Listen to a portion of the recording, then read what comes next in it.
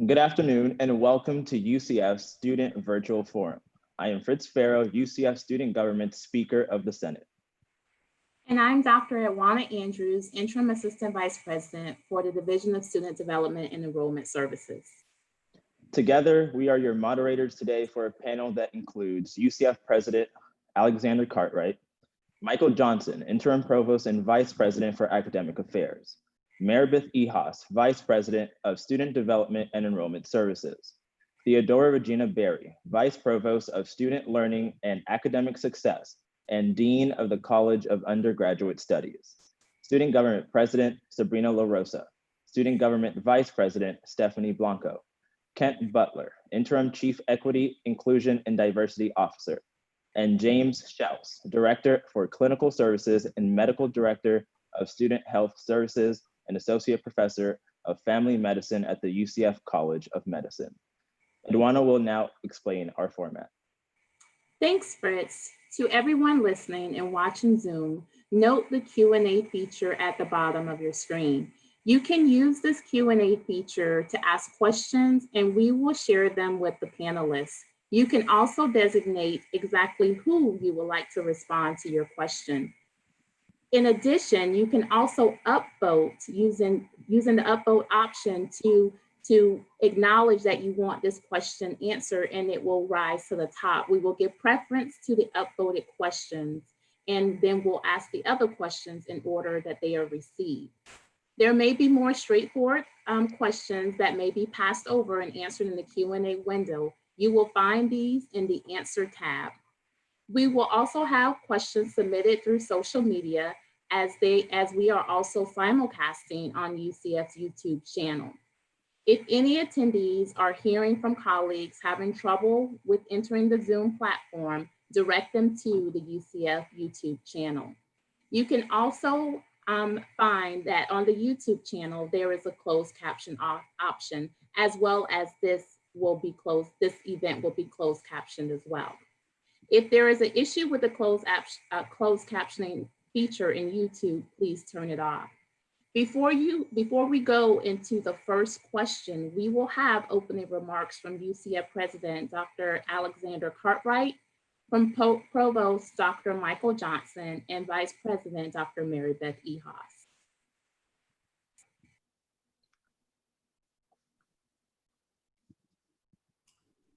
Thank you.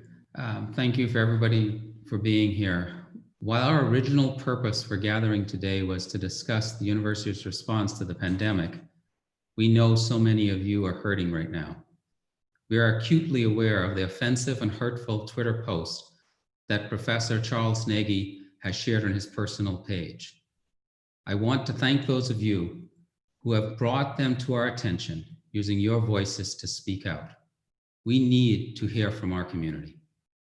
These posts do not reflect the values of UCF, and I strongly condemn these racist and abhorrent posts. I understand the anger it has caused many of our students, staff, and faculty.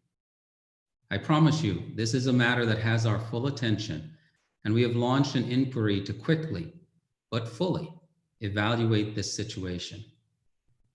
As an institution and as individuals, we must confront racism and other hateful ideologies as part of living up to our core values of inclusion and diversity. While we must acknowledge and support the right to free speech, our faculty cannot and must not allow that speech to translate into discrimination in the classroom or on campus. If we find evidence of this behavior, we will take action. That's why it is so important for us to continue to hear from anyone with personal experiences of discrimination on campus. We are committed to engaging in tough conversations about how we can improve, starting with tomorrow's virtual conversation about race. Let me reiterate, we want to hear your opinions and your stories and learn from your experiences, including how UCF must do better. And I want to reassure you that Black Lives Matter. Thank you. Thank you, President Cartwright. I join those of you who have expressed your disgust at Professor Nagy's tweets as racist and hurtful. Black Lives Matter. It is shameful to add to the anguish that so many feel today.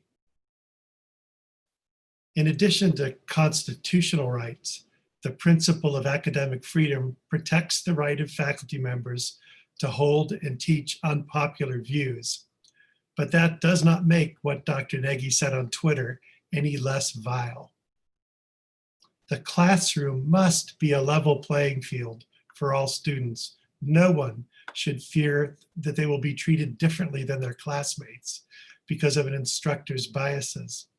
All faculty must recognize their responsibility to treat students with respect and consideration. If any students, current or former, have experienced racist, intolerant, or demeaning behavior in any faculty member's classroom, we want to know about it so that we may investigate and deal with it. One of my saddest experiences is when we learn of misconduct that has been going on for a long time without being reported.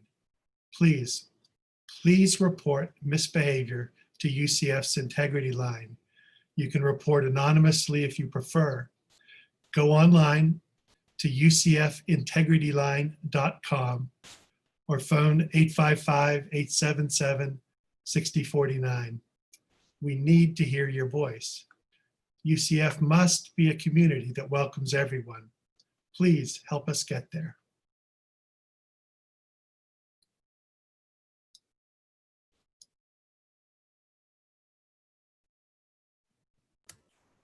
Good afternoon, everyone. Thank you for joining us. Professor Nagy's comments are coming at a time when there are already so much rightful anguish and anger over the senseless murder of George Floyd and others who have suffered while in police custody. I want to assert that Black Lives Matter. I condemn Professor Nagy's comments, and I want all of our students to know that we are here to help you for any reason that you may have. We want to support you.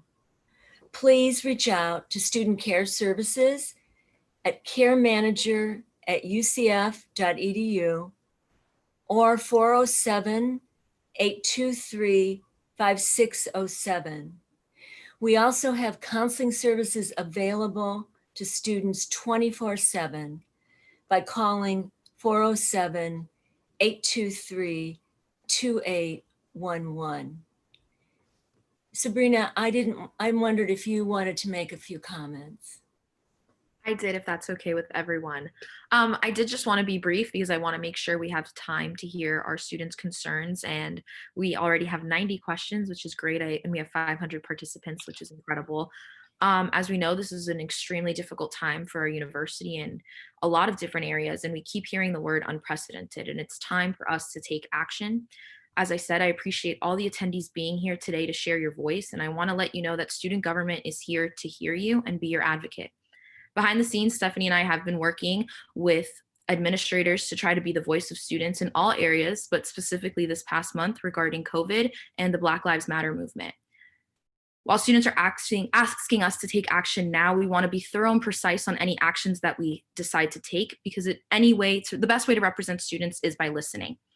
We're having these forums and other focus groups and discussions this week to hear your voices and then take action based on your needs and concerns. So I ask that you are vocal today so we're able to hear you and best serve you. Know that you're being heard, and Stephanie and I are here for you in any capacity that you may need. And from the bottom of my heart, I'm here for you.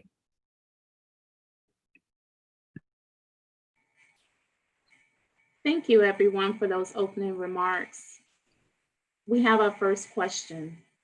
Since UCF stands for diversity and inclusion, what are repercussions for current students, future students, and faculty who use racial slurs and hate speech?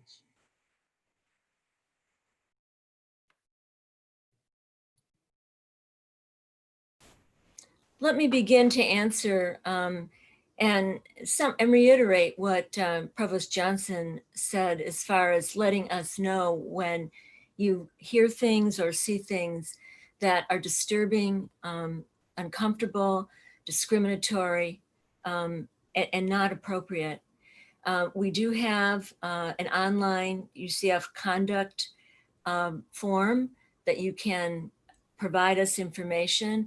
You can also do the same thing with UCF Care Services. The golden rule definitely spells out the process and the rules of conduct. And these are the hurtful and being unnecessarily hateful to others and to our student body is not appropriate, and we will look into that. If I can add, since the question also mentioned faculty, something that surprised me when I first started teaching at the university is how often students don't communicate to faculty or staff what they know or what they think. But let me say what they know. Students in my class would completely understand what I did well or poorly, and I'd never hear from them. And it was my job to figure it out. That wasn't a crisis. But it's really important when it's misbehavior that we're talking about. Students will tell one another, and I do know sometimes warn others away from somebody's class and not let chairs or deans or the university administration know. And we can't know what we're not told. So really this is a plea. Please do reach out, especially when it's misconduct. Go to the integrity line and please let us know. We will act. Our second question goes, if classes are in person, do students have the option of not attending in person / doing work remotely? A possible live stream scenario. That's probably for me to address. There's going to be a great mix this fall of what's offered. We are seeking to have as normal a campus experience as possible, subject to the needs of social distancing, and that's a big constraint. Ordinarily, we have maybe 30% of our classes taught remotely or mixed mode and 70% traditionally face-to-face. That will probably flip this fall. I don't know the exact numbers yet. Many of you have built your schedules already, and you're going to look and see that some courses are changing modality. We'll let you know when the modality changes have been completed. Please go back and look again. If you need to have face-to-face classes, concentrate on those. If you need to have remote classes, concentrate on those. But to directly answer the question, we are concerned for the likely possibility that some students will start in classes that are face-to-face or have at least an on-campus component, some mixed mode class, and then fall ill or become quarantined. And those students need a way to continue working in the class so they can further their education.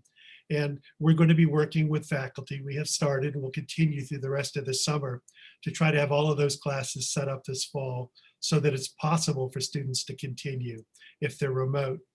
That's not to say that every class is going to be set up so that everything is perfectly the same face-to-face or remote, but we'll do our best to make it a good experience, whichever way it occurs. But if you have a preference, please try to check your registration and make sure you're registered for your preference. Our next question is, why are FTIC classes being prioritized for face-to-face instruction when those classes have always been available online? A majority of the 3,000 and 4,000 level classes are not designed for virtual instruction. Help me, the person who asked the question, understand how that decision is a good one, excluding the financial gain from having freshmen on campus.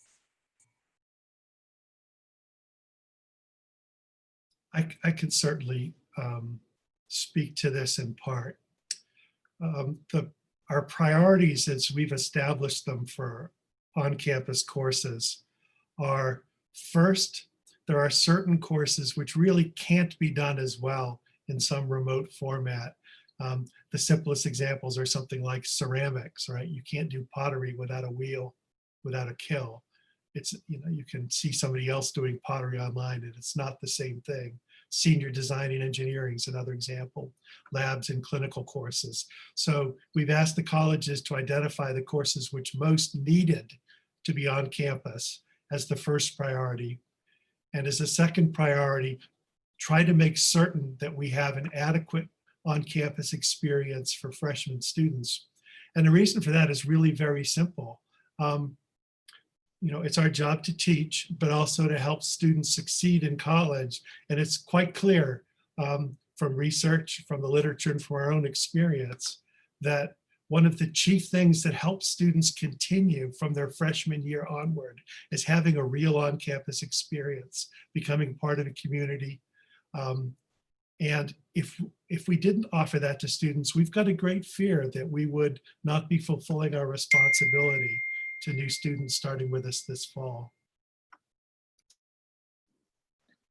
Our next question states, we need professors that host in-person classes to have more lenient sick/absence policies. With 70,000 students and 13,500 staff originating from all across the country, the risk of transmission and number of possible asymptomatic carriers is significant. How will we enforce that professors prioritize public safety by allowing sick students to stay home with no risk of grade penalty? Doctors' notes are not feasible for those without medical insurance or time to go to a doctor. All syllabi need to be evaluated. How will UCF be able to identify asymptomatic students or staff? And is there any way besides temperature checks, which have already been deemed unable to identify asymptomatic spreaders? I think that's largely the question I just addressed. That's why we're asking faculty to make sure their in-person classes are structured so that students who fall ill or who become quarantined can continue successfully without attending. In the spring and in the summer and again in this fall, we will seek to help faculty understand that there's some typical desire to have attendance policies don't make sense in an era of epidemic.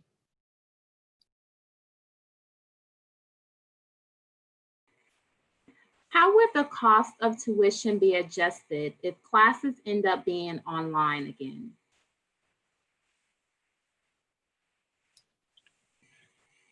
I feel like these are all coming my way at the start of this Q&A. Tuition won't be adjusted. Tuition pays for the cost of education. It pays for the salaries of the faculty and the staff that support the university. We actually have one of the best online education programs in the United States. The majority of our faculty have been through training to prepare them. And I would say it differently. I mean, I understand people's desire to have something change, especially cost, if they don't get the experience they want. But we also need to be able to operate like any business. Our next question goes as follows. What are your plans for the Black community? Caps cannot be the only answer. Our voices need to be heard, and UCF is not doing a good job right now. Also, have you all considered how the current events are affecting Black students and their courses?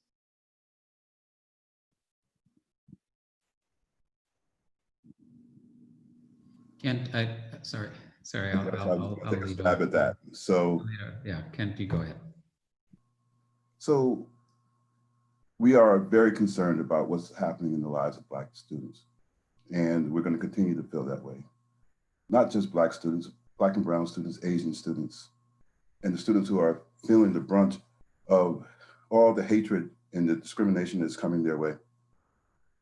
On tomorrow, it's going to be an opportunity to hear from you all with regards to what's going on for you. And I just want to say that we don't have all the answers.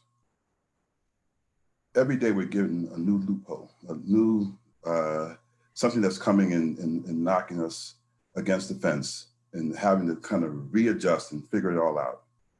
So we need everyone's voice and everyone's help in terms of making the changes that we need to make on this campus. My office door will always be open. There are others who are on campus who are going to be able to support students. But we need to hear what's going on. We need to be able to sit in spaces and listen to each other's story and help when it's necessary. And so the commitment, especially from me, is that we're going to allow students to find their voice, show us what they need, and commit themselves to being a part of this community. And we're going to ask for anti-racists to come and be a part of this community in the same manner. We can't do it alone, all voices at the table. And those who are spewing hate and who are not allowing us to have our freedoms, like they want their freedoms, will be dealt with in the manner in which is necessary, because we're going to make our community a very inclusive one. And so those of you who are feeling pain, those of you who are hurting, know that from me personally, what I will share with you is that there's going to be some changes that are going to occur. Thank you, Dr. Butler. I just want to reiterate what he said so well. We want to hear those, we want to have those conversations. We want to hear, we want to know what can we do to make things better. We do understand how much our students are hurting right now, and this is an extremely difficult time for all of you.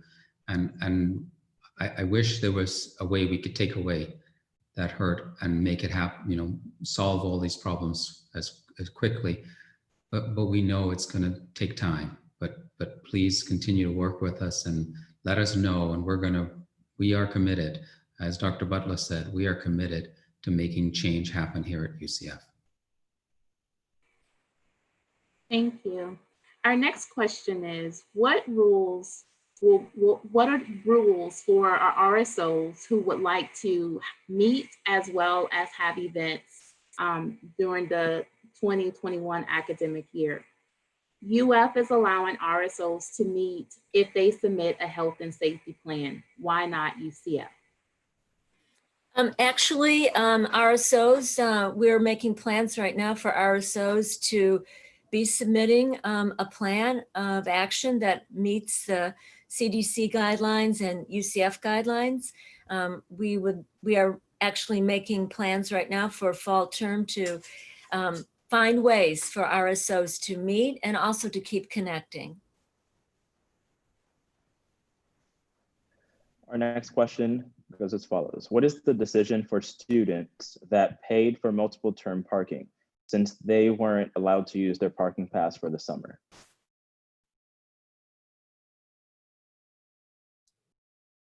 Nobody's going to answer questions about parking. I can see that. That also came up with my forum with faculty and another with staff. And I think the short answer is that we don't know yet everything that we're going to do about parking. Just so that you understand it, parking, both our parking permits, that all of us pay immediately to permit us to be on campus, but they also are part of the bond payments that pay off the debt for the parking garages. So we can't lightly eliminate them, but there have been so many things that we've had to decide so quickly that the parking question has not yet been settled to my knowledge. When will we know a final decision or final information concerning fall classes? Is there a date?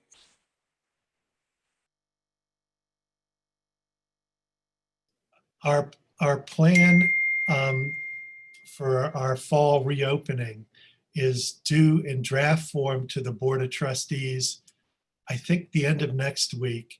To the Board of Governors, goes to the Board of Trustees for approval the week after, and then to the Board of Governors at the end of the month. I think it'll be the very beginning of July that will be, I'm reasonably confident that you'll be able to look in the course registration system and be confident of what all of the modalities will be for all of the courses. And we'll certainly announce that very plainly when that time comes. As I said, I expect it to be roughly 30% on campus because of the need for social spacing, less than we would like, but more than we've been able to do this summer.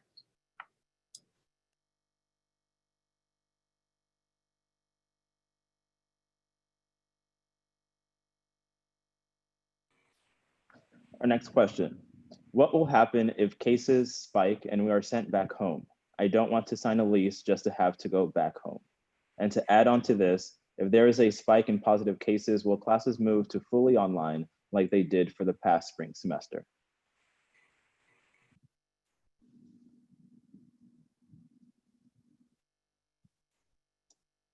Maribeth, maybe you could take on Yeah, the housing I'm gonna, question. yes, I'm gonna comment. You know, we're gonna be living with this virus, and Dr. Schaus might want to, you know, add to this, and we're gonna have to continue our learning and our education. So if we do need to go to online again, we're not going to necessarily say to you that you need to go home. We need you to follow the guidelines, to isolate yourself, to, if you're exposed. We'll be having quarantine rooms on campus. Our intention is to really operate. You can be doing online courses or be doing remote from wherever you are. And that could be just across the street or just on campus. And Yes. for the classes, the answer is slightly similar. I'm sorry, Dr. Joss, I'll back up in a sec. For the classes, the preparation we've been doing is what I've already described, but an equally important part of the preparation is to be ready if we need to pivot. If it turns out that we can't have as many students in classes as we've been planning, we have an understanding of how to reduce to only those classes which most significantly need to be on campus, and even if the health conditions deteriorate enough, to totally remote teaching. So the plans are in place as contingencies, not as desires. That's a great question about the surge, a potential surge. And my friend, Dr. Fauci, as he would say, the virus will dictate our actions. So we respond to the virus, and that's close surveillance. We're keeping a very close eye on the county numbers, the state numbers, and even the national numbers. The incidence of COVID is expected to continue to either stay flat or improve, but there may be a second surge in the fall, and then there's a particular problem if there's a coincidence of COVID with flu, that also will be a problem. And that's typically, flu peaks in winter, January and February, but can start as early as the fall. So again, we're going to try to coordinate our actions with the incidence of the virus. I'd like to also state that Student Health Services has remained open throughout the pandemic, and I would encourage students to either make a telehealth visit. We've done telehealth since mid-March, and now we're opening up face-to-face. And we have also, here at Health Services, we have timed what we do when we went from telehealth to direct services and resumption of direct patient care. We timed that with the incidence. So in the state is trying to follow the government, the federal policy on the stages of resumption and easing of social distancing. And those stages dictate very much what we do here as well. But I would encourage students to continue to know that we are available and really want to answer any of your questions, take care of any of your healthcare needs, and we're available for you. The next question is, June 1st began hurricane season. Taking that into consideration when planning for the return to campus in the fall, what preparations are being made to limit the spread of COVID-19 in the event a hurricane directly impacts campus and students? In the past, we've been told to evacuate the campus or either visit ride-out shelters that are required or available on campus. So what's the plan for COVID-19 in hurricane season? Well, let me,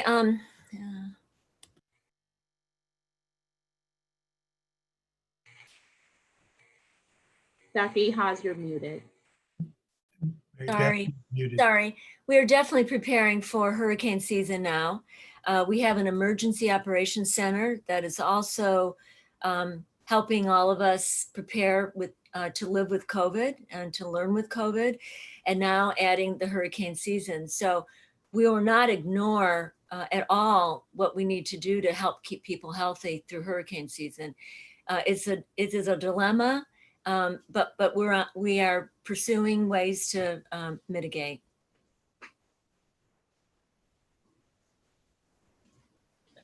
Our next question goes as follows. How does the university plan on investigating the first year experience office? Students employed by this office do not feel safe due to racism from staff and threats of job elimination when students stood up for themselves and each other. I'll take this question. The first year experience office, which is now part of the Knights Major Exploration and Transition Center, falls under the purview of student learning and academic success. Any students who have any concerns about what is going on in that office should email me directly. Please, I implore you to contact me and to articulate your concerns directly to me, and I will make sure that this matter is investigated thoroughly. Let me also add to Dr. Berry's comment. I believe that our orientation office, some incidences have come to light that we were not aware of. I want you to know that in the same fashion as Dr. Berry has indicated, if anyone has experienced any discrimination, mistreatment, to let us know, one of the ways that we've been discussing, but we will immediately have the Office of Institutional Equity investigate and review these situations. Will places such as the library, UCF Recreation and Wellness Center, the Student Union, and others be reopened if we resume in-person classes starting in the fall semester? If not, will tuition and fees be adjusted if they remain closed? We are actually working on plans right now so that most aspects of the Rec and Wellness Center will be open.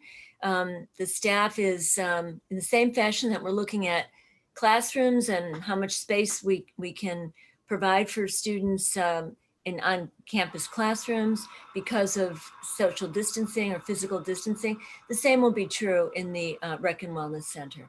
So yes, we're looking forward to opening up.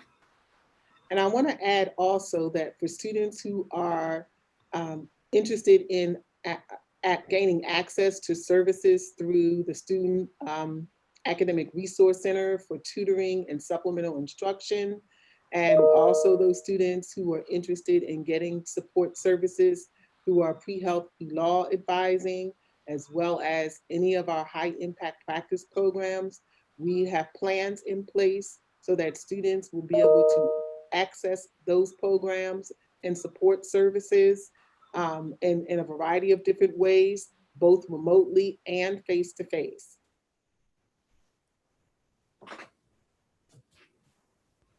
Our next question. Has the university set up a system to provide for the scheduling of virtual office hours for student and professor interactions via video, as well as other consultative services that is integrated with Canvas? I don't think I have a complete answer to that. One reason being that faculty plan things in a lot of individual ways.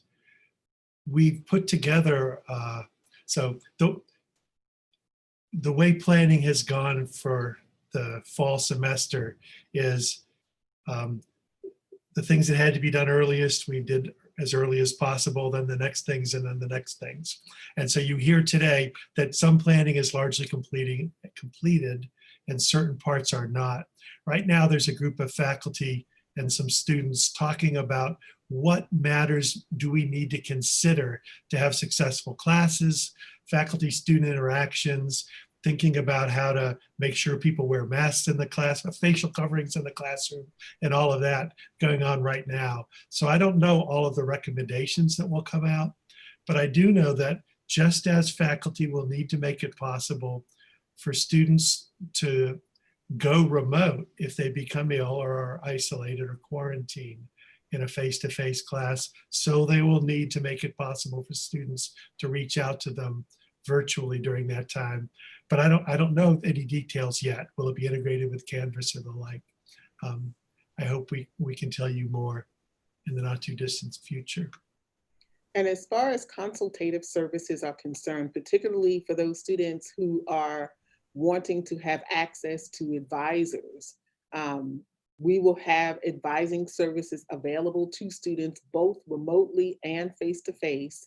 And we're working on a schedule so that we can be concerned about the health and well-being of both our students and our advisors, and provide the kind of service that students should have as we move into the fall semester.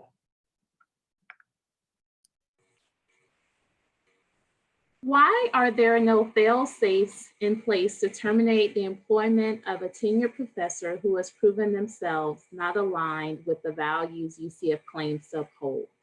There is no legislation found online that states how to remove a tenured professor by UCF standards.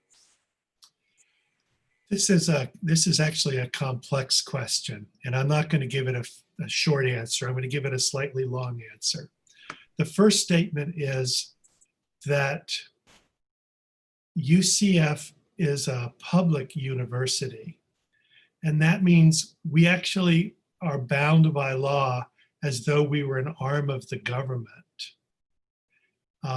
So in particular, this makes us different from private employers. So in particular, because I'm assuming this is referring again to the tweets from Charles Nagy, I will say in particular, we're not permitted under the First Amendment to interfere with the private, personal, free speech rights of any of our employees, faculty or otherwise. And that's sometimes a hard thing to hear, because we know well that I can give you the arguments in favor of free speech, which I believe in academic freedom, which I believe in.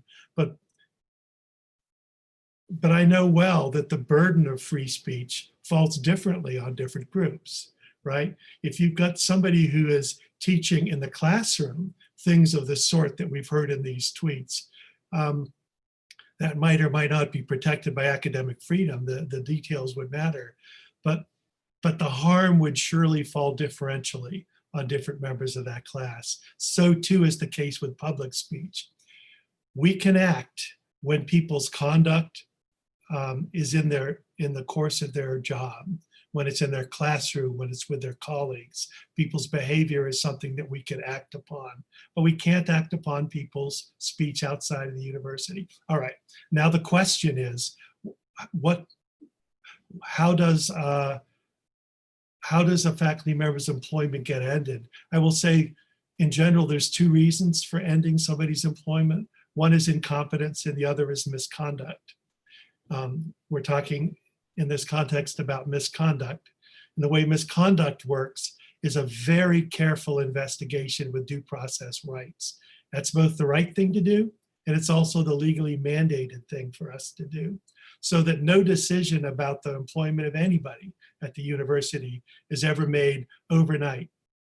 No matter really how egregious the circumstances, we're bound to investigate, to give a right of defense to an employee, and then we make our best judgment based on the values and the regulations and policies of the institution. So that's a longish answer. I hope it helps.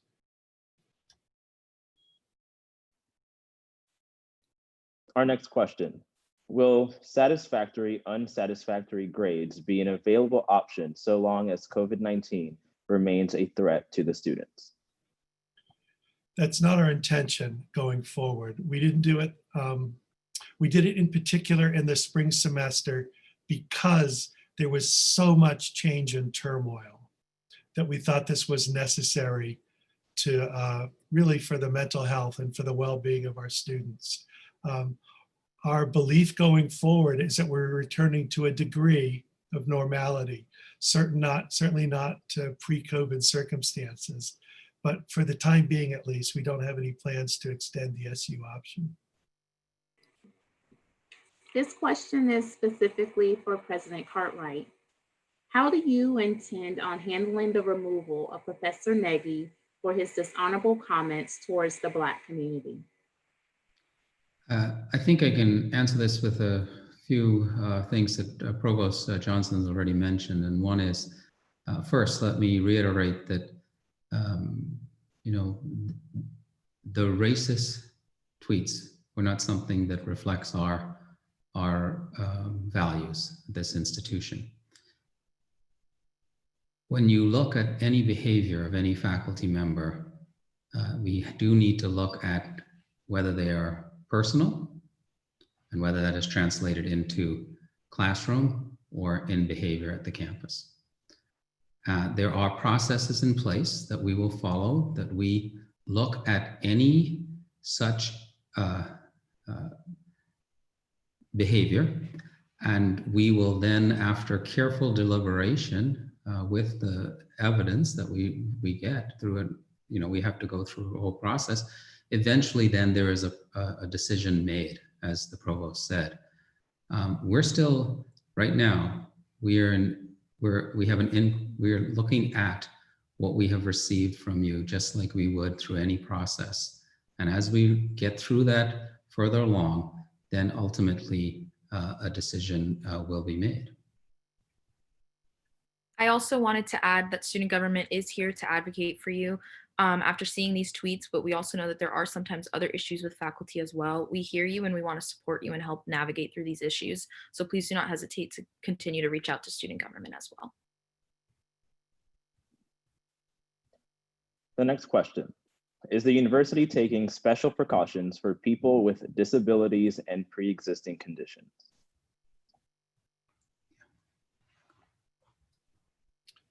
The short answer is yes. So first, let me talk about it from an employee point of view. We're gradually reopening on-campus work after a time when everybody who possibly could was encouraged to work from home. We've certainly had people on campus throughout this whole time, people whose jobs required it. For example, the people maintaining the buildings and the landscaping and much more than that. But the vast majority of employees have been home. As they come back, we are encouraging people who can work fully at home to continue to do so. And then for students, I think the fact that we will have many more classes online than is typical might be the best protection that we can offer. It should be possible for many students in many majors, I hope most students in most majors, to continue to make good progress, even if they're unable to take advantage of any face-to-face classes. It's really important, actually, and I'm just going to reiterate this, that we're going to have a lot of instructions for people on when you come to campus, this is what we need you to do. But possibly the most important statement I've heard from Dr. Dyken, and I suspect Dr. Ehasz would agree as well. The most important statement is, if you think you're sick, if you've been exposed, please don't come to campus, right? Do what you need to do to be isolated, to wait it out, to be tested or whatever. I don't know the details. I'm on the other side of the medical, non-medical divide. But that's really important. That's important for students and it's important for employees. That's one of the key ways that we protect people who are vulnerable. Yes, it's very important. As Provost said, we have stressed the fact that the symptoms, the main symptoms, and the CDC expanded that symptom list. At first it was fever, cough, shortness of breath. It's now 9 symptoms that they've expanded. The CDC has also defined who's at high risk. So I would encourage, and that's basically those over 65. Fortunately, we don't have a lot of our student body in that age group, but those over age 65, those with chronic heart and lung conditions, those with immunosuppression, and that would include those that are diabetic. We have quite a few type 1 diabetics. They're at particularly high risk. Those that might be undergoing cancer therapy or have history of cancer. So any kind of immunosuppression places you at high risk as well. And the accommodations are there with the with the increase in the number of online classes and the ability of these high-risk people maybe to choose more online and stay home. I know with our employees, we've done the same thing. We've tried to make accommodations for those at high risk. Those would be the last people that you want to bring back and be in direct patient care.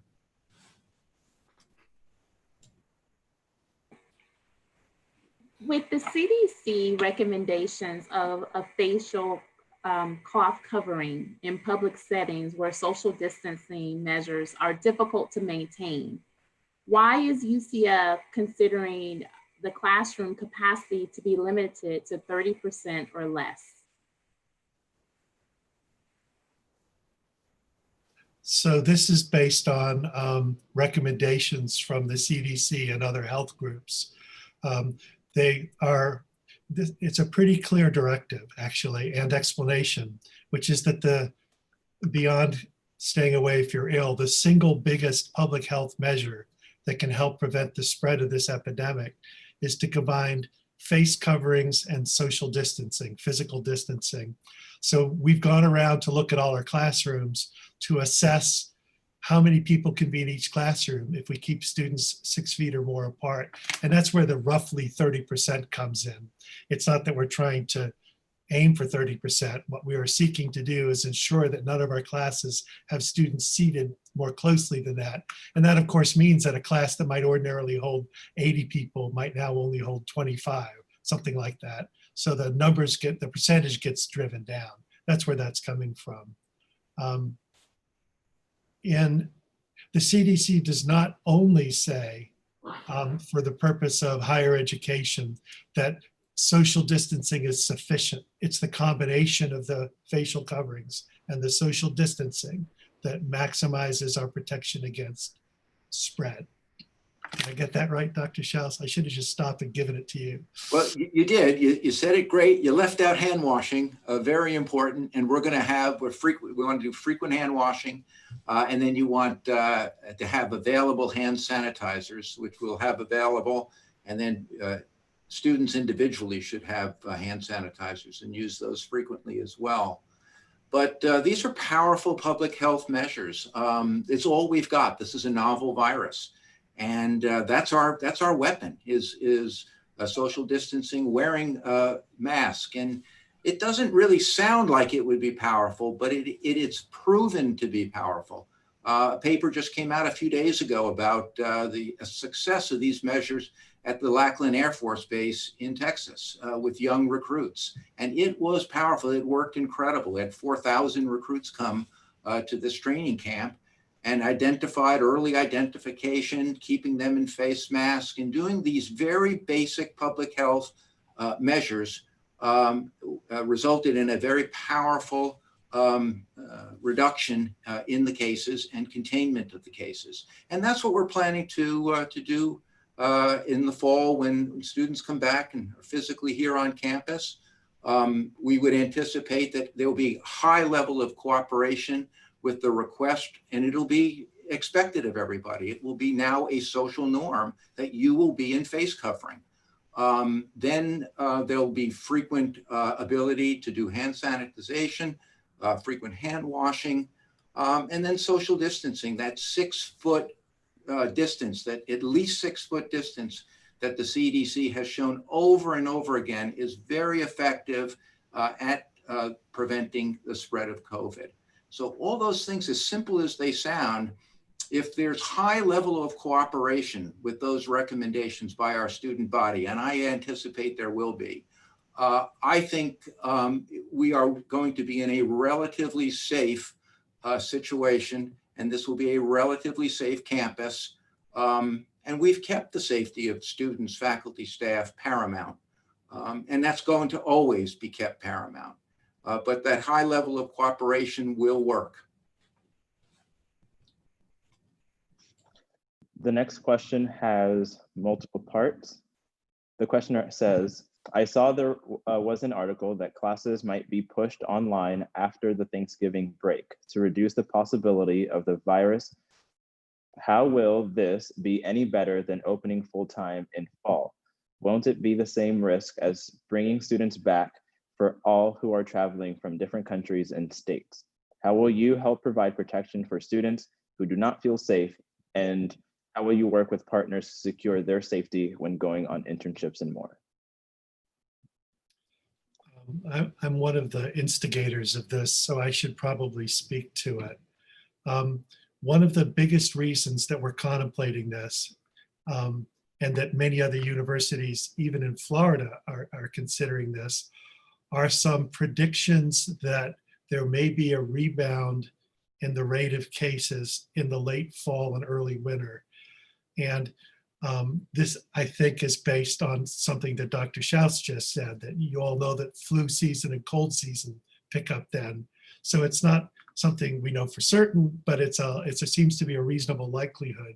We have the benefit at UCF that our academic calendar is quite a bit earlier than most parts of the country.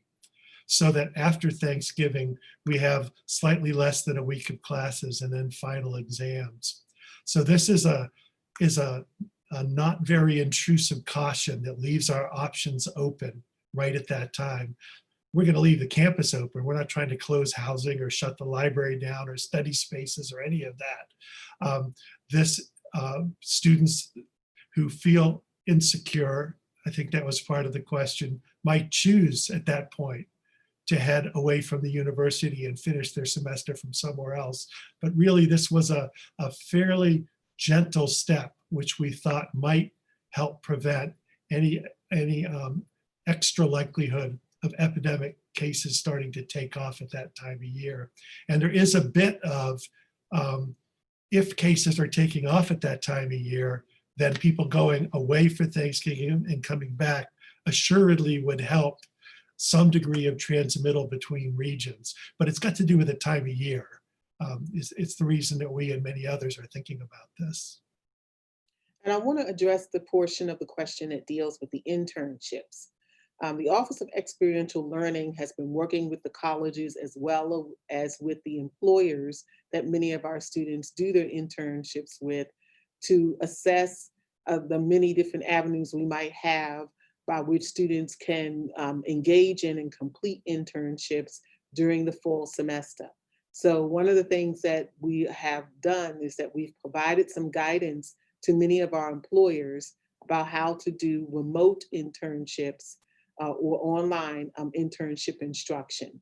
We also realize that some of these employers will still be operating businesses even if we make the decision to close campus to students. This did happen during the spring semester, and students had the option of finishing those internships with those employers. We kept a close eye on those particular employers and those students in the event that there was something that may have surfaced in relationship to student health. Employers in those cases did inform us of their plans in relationship to social distancing and disinfecting the workspaces so that our students were protected. We will continue to work with those employers and the colleges that also run internships so that we are aware of those circumstances and making sure that all the employers are aware of the options that are available to them for students engaging in internships during the fall semester. This question is for you, President Cartwright. One of our attendees writes, correct me if I'm wrong, but you majored in engineering. Why would you ever consider prioritizing COM 1000 over EGN 3373 in person? I truly hope this is not implemented. Yes, I did actually major in engineering. And I believe probably what the question is getting at is it's a more further up class that we're taking that's introducing engineering concepts as opposed to a first year class. If you look at, when we're looking at prioritization of different courses, we have to think about what's the impact that it has on certain students. And our first year students there's lots of transition that's occurring with them. They're moving onto the campus for the first time. They may have some adjustments to make to being at a university, thinking about what classes they need to be taking. It's a big transition period for our students in their first year. If you look at all the data that I've seen that talks about success rates, retention rates, graduation rates for our students, a lot of it comes down to their connection to the university during that first year and feeling that this is their place to be. They get to know the staff, they get to know the faculty, they get to know who they can reach out to, they get to know classmates in their class that they're able to then rely on. Those interactions are really important, and it helps with the success of our students. So when we're talking about this, we're looking at it from a viewpoint of how do we help as many of our students as possible be successful. And that is really why you've heard this conversation around first year versus other years, and potentially which ones would be prioritized. That's, in my mind, that's the reasoning behind that. I don't know if the provost, I think the provost would like to add something else to that. Yeah, part of the reason for the question is that my answer when this first came up was incomplete. I had to look that one up, President Cartwright. It's Principles of Electrical Engineering. It's one of those tough transitional courses into the... I taught something like that at one point, probably circuits. I have to say I was sort of an undergraduate engineer, but it was an applied math major, so not really. So the directions that have been given to the colleges are to think about what courses most significantly need to be taught on campus. That was the first priority. And the second was, given that, then think about freshman courses. And then from the other end, there are some courses that we routinely teach online. Please do so as much as you can, because those will be of high quality. But it was the quality of the educational offering that's the first priority here. And I actually don't know what engineering is planning, so I don't know how they're thinking about principles of electrical engineering. We'll know that within a couple of weeks.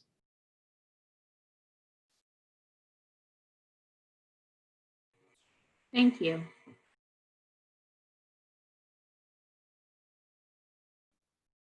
Edwana, next question.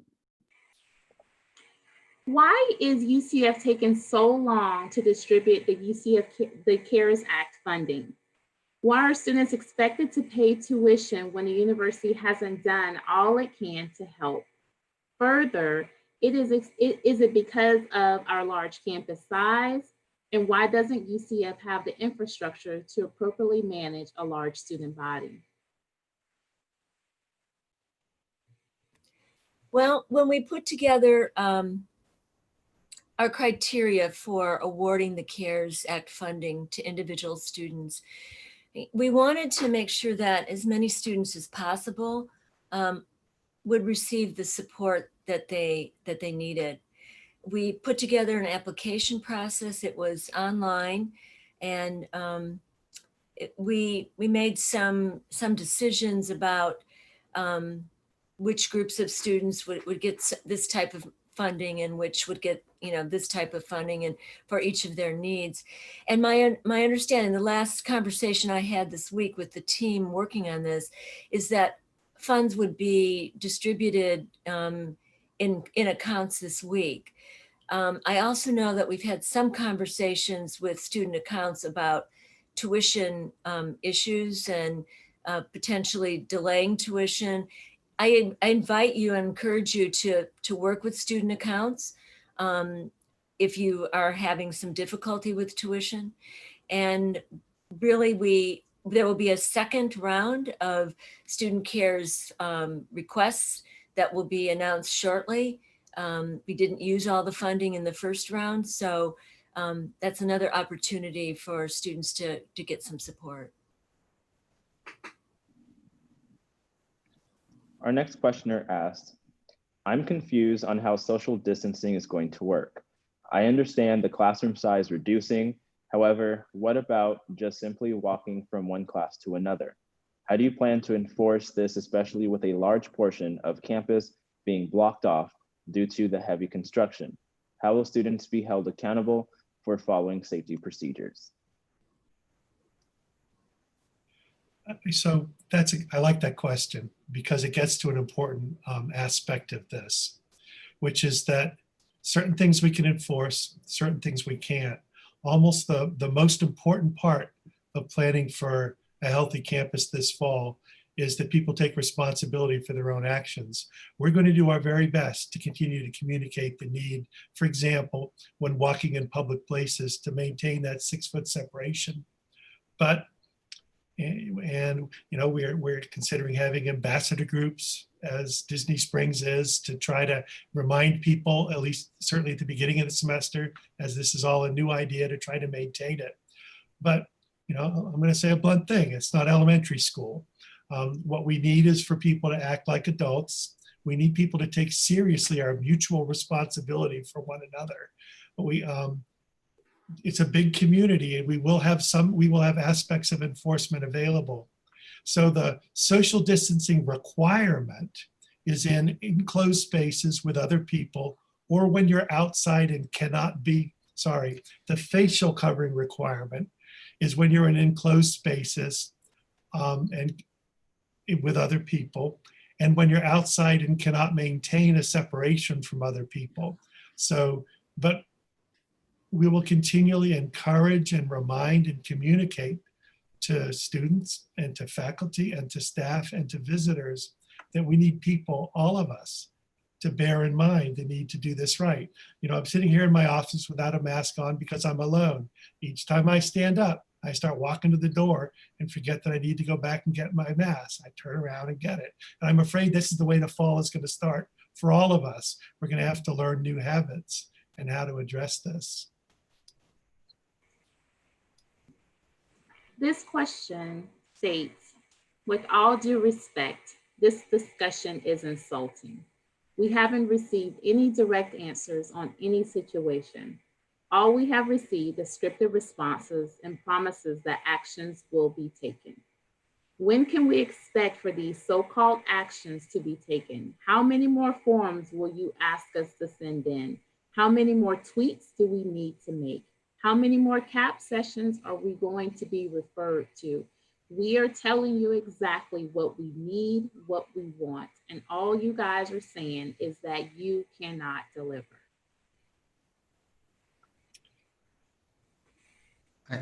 I can start off. We're not saying that we cannot deliver. What we are saying is that for anything that we do, we follow. You heard the process for how you do an inquiry. If you're talking about the tweets specifically, you heard the process for an inquiry. We are working on that. We will continue to expedite that. It has our full attention. And as soon as we have enough information, we will take the next step. But we do need to gather sufficient information and interview, even potentially, talk to people. So there is a lot that has to happen, but we're working on that expeditiously. In terms of the other topics, if there were reference to some of which classes and other things, we have a plan that we're working on that is going to be discussed in full as much as we can.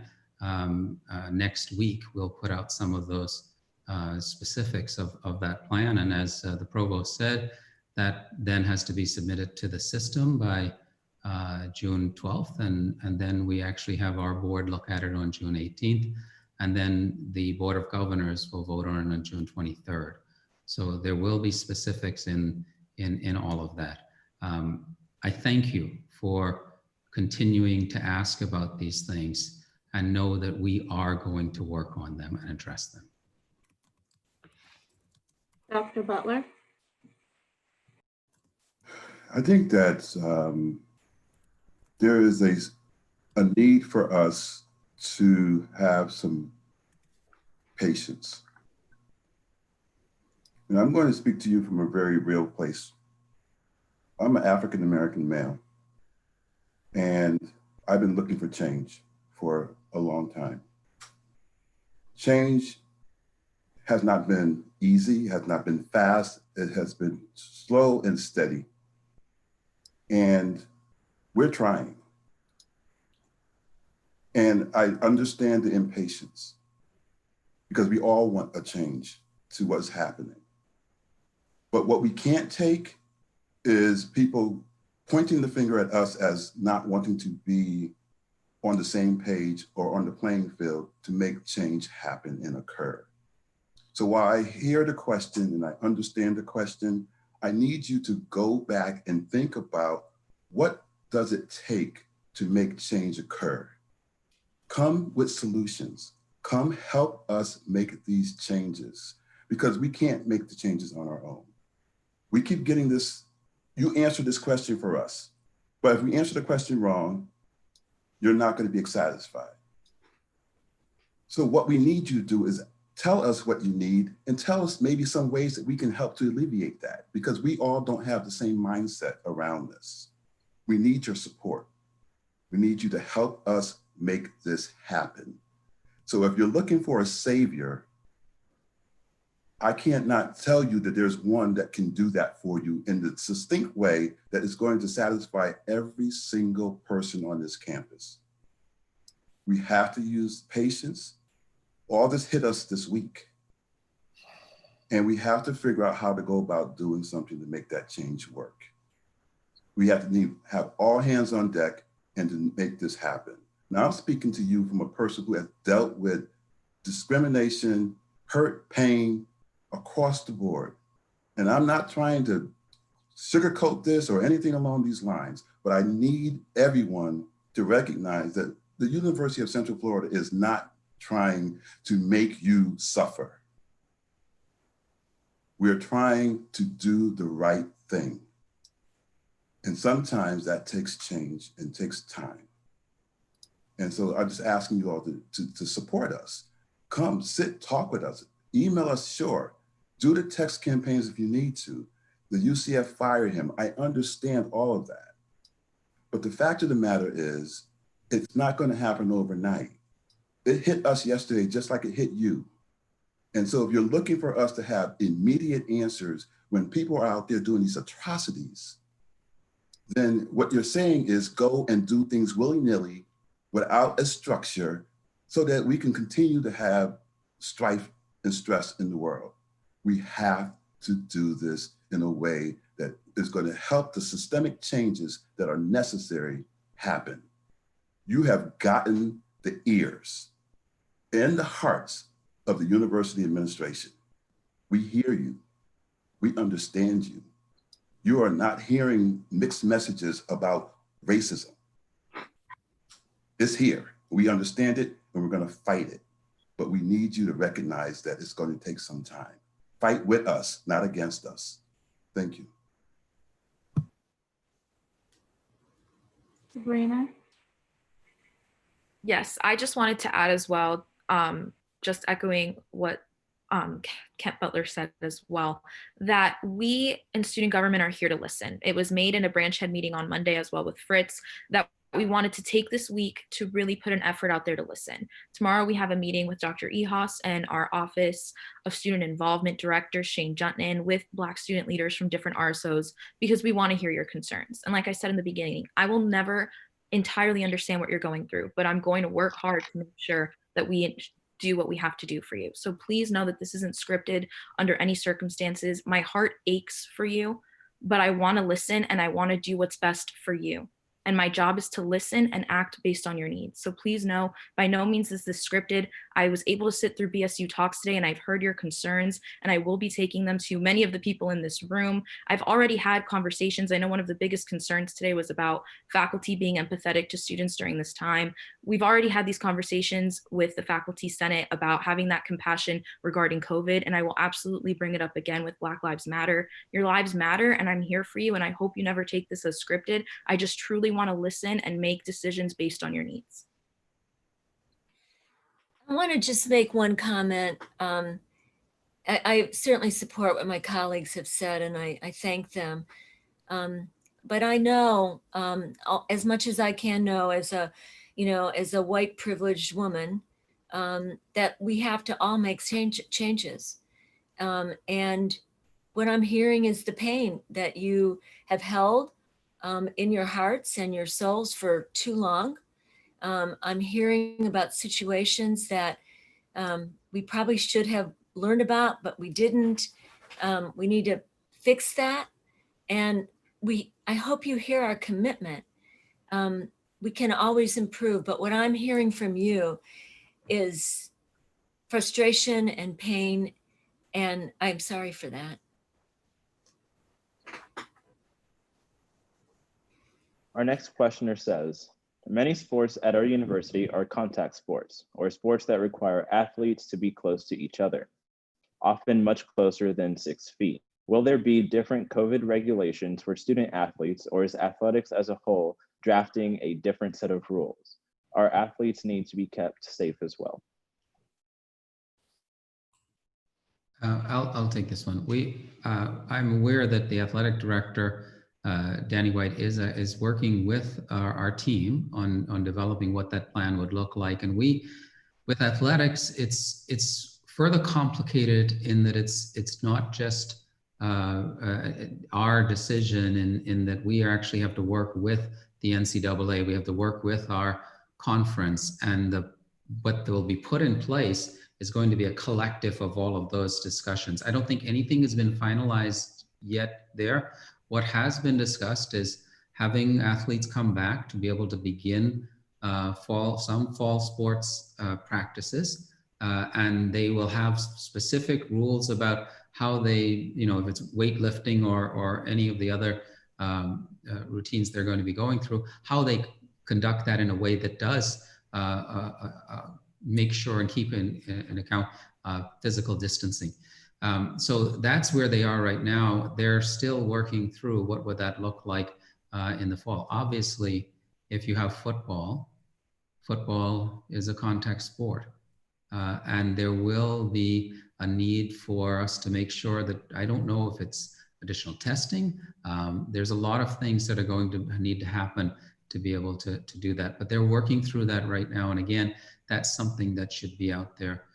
We hope very soon for that. So that's a great question. They will, as students here at the university, they will follow our rules also, but during practices and during games, they may have rules that are different in the sense that those are rules the NCAA is actually going to be working with us on, the NCAA and the conference. Okay, thank you. COVID testing plays an extremely important role in the control of COVID, of course. And we try to identify certain high-risk groups, and athletes are identified in one of our high-risk groups. Perhaps those in residence halls are another high-risk group, very close congregate living. So as we identify the highest risk group, those might be the first we want to test. And the main test that we're doing now is the PCR test for COVID. Very accurate, good test for COVID. And the athletes, when they came back, this just happened, we arranged to have those early athletes tested. That just happened. So there is going to be a plan. And when you have combatants in a close contact sport like football or basketball, you could test your team and know your whole team's negative, but then Baylor comes to town and maybe they didn't get tested.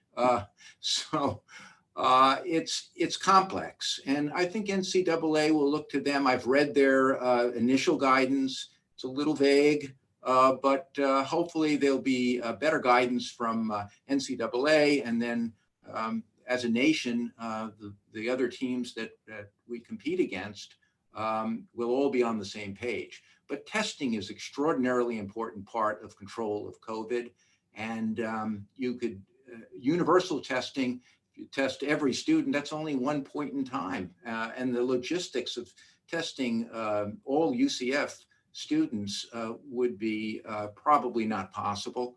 So we have to do targeted testing. And then once you do the testing and identify positives, and there will be positives, then you've got to do contact tracing, very close identification, isolation, and quarantine.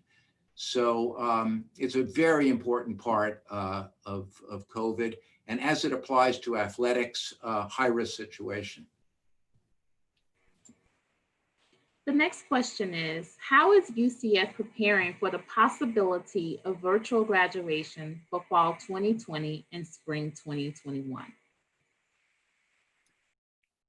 I don't want to jinx it, but I have actually been brainstorming this. My brother and my cousin are recent high school graduates, and I've seen so much effort being put into different creative ways of social distancing, but still having a grand celebration because every student's graduation should be a big celebration. So I've been talking about it with Stephanie on what student government can do.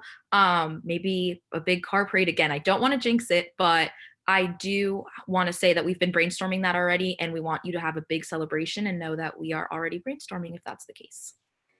And I just wanted to add up to that really quickly. We're also kind of brainstorming on things what we can do in the fall to kind of welcome back our students. So we've been in these conversations and we want to celebrate students coming back in the fall. That will have to be the last question before we open it up to the panel for final comments. Panelists, you have the floor. Thank you, Edwana. I want to thank Fritz and Stephanie and Sabrina for making this possible, and for everybody else that's been involved in this. Thank you. I also want to thank everybody that's participated in this. It's important to us, and I want you to continue to work with us, to continue to let us know the challenges that you're facing, and to know that we will follow up. We have to, and I will work as hard as I can to make those things happen. For me to see, some of those posts, I don't think anybody should have to see those. And I understand the anger and the frustration. And I think you should hold us to a standard that is one that if you have complained in the past and things haven't happened, that needs to change. We need to respond. We need to do things. We need to hear your complaints and we need to follow up on them. Those are important things for us to do. Now, how do we know, at the end of the day, which of those will be acted on, because which will be found as having enough for us to act on? We don't know that to begin with, but we will act. We will look at them. And what we need is you to continue to help us, to continue to let us know what those challenges are and to let us know what has happened. So I thank you. I thank you for engaging, because I think what can happen out of this is that we can come out of this a much stronger institution. I want us to be a much stronger institution. I want us to be one that is that model for not just this country, but for the world on how we do this. So I need you to continue to speak up. I need you to tell me what's going on and to tell all of us what's going on. And I thank you for doing that. Thank you for being here today. And I'll hand it over to the provost. Thank you.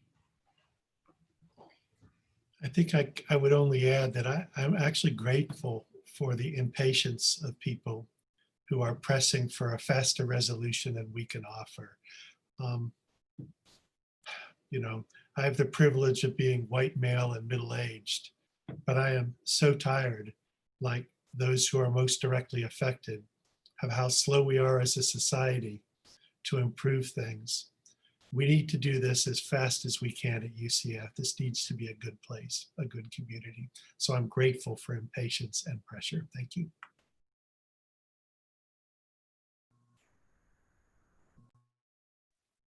I just wanted to say thank you so much on behalf of the panelists and as well as the students for having Sabrina and I here today. It was a pleasure hearing all your concerns and all your questions. Of course, if you have any other questions that we can help you with, please don't hesitate to contact Sabrina or I.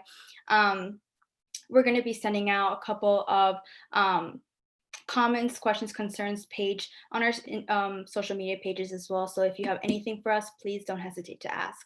And we just wanted to let you know from the bottom of our hearts that we hear you and we stand with you, and we'll always have you in your thoughts. I'll echo what President Cartwright just said. We need to hear your complaints. We need to hear your medical complaints, behavioral health, physical health. We're here for you. Either to telehealth or direct visits. Please don't ever hesitate to use our services. Thank you.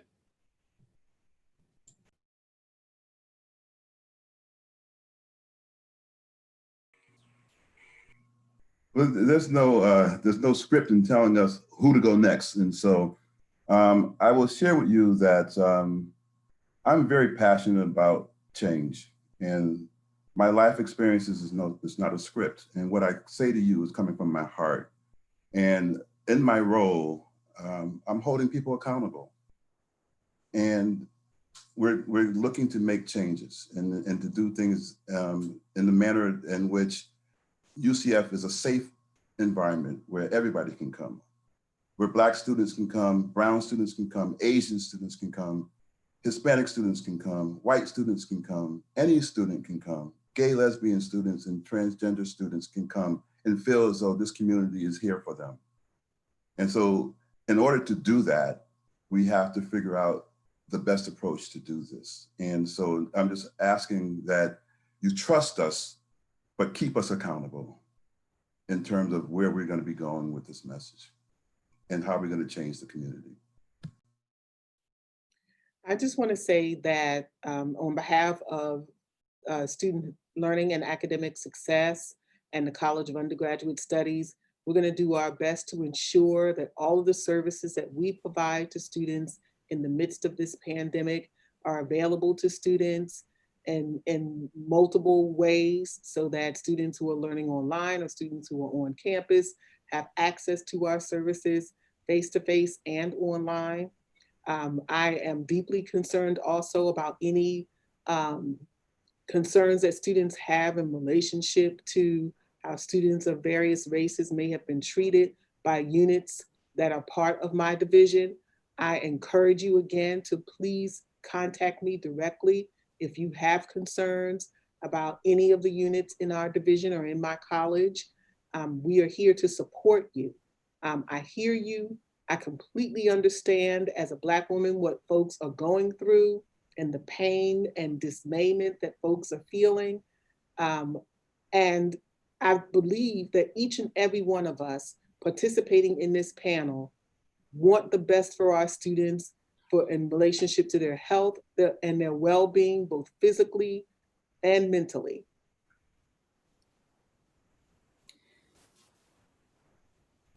I would just say thank you. Can I just add one thing real quick? And what you're experiencing, we're experiencing too. I need you to understand that too. We're going through this as well. And so while we're dealing with our own way of dealing with this and our pain, we're also trying to help make the community better.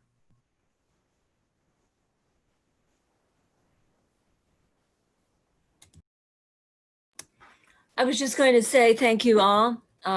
Remember the conversation that Dr. Butler is hosting tomorrow, and know that we are committed to this change and doing that hard work. And I want to do it together. Take care. Thank you all so much. And I just wanted to extend that I hope you and your families are safe during this pandemic. And I hope to see everybody back on campus safely and social distancing, but in fall.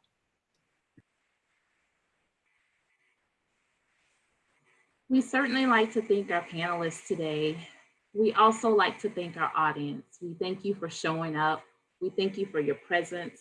We thank you for your questions. We thank you for sharing your concerns, your thoughts, your comments. We thank you. If you have additional feedback, know that it does not stop here today. Student government has a student body survey that you can take to share your voice, to continue to share your voice. And that information will be posted at the end for you to access the survey to share. For more information concerning the UCF coronavirus and updates of what was discussed here and the plan moving forward, continue to review the ucf.edu/coronavirus website. You can find more information on the variety of task force that have been created to continue to figure out what will happen for fall 2020. We encourage you, as Dr. Butler has stated, to attend tomorrow's virtual conversation about race and unity. That starts at 2 p.m. and it goes until 3:30. And you can find specific information at events.ucf.edu. We will also post all of these links on the graphic at the end. We will also continue to post it on UCF social media channels. And that concludes UCF's Student Virtual Forum. Have a great day, everyone.